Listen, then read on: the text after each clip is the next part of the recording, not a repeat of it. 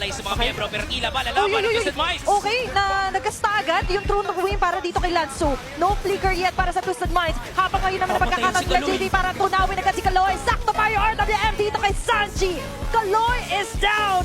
Bawas ang depensa para sa Twisted Minds. Sanford on the other hand, kumakalaban dito kay MP The King. May Shady more do it. pang impending doon sa pinakataas. Oh, Pero pati si Nosha mabubura na parang bula dito. At iyon yung pinag-uusapan natin kanina kapag well-farmed ang isang harit, kahit na gano'ng Ayun na. kasakit ang isang clone, Eto. kaya-kaya niyang pumatay tulad niyan. Ah, yan na si The King!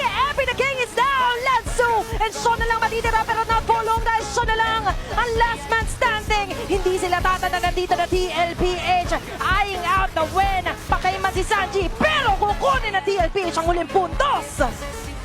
The stampede continues.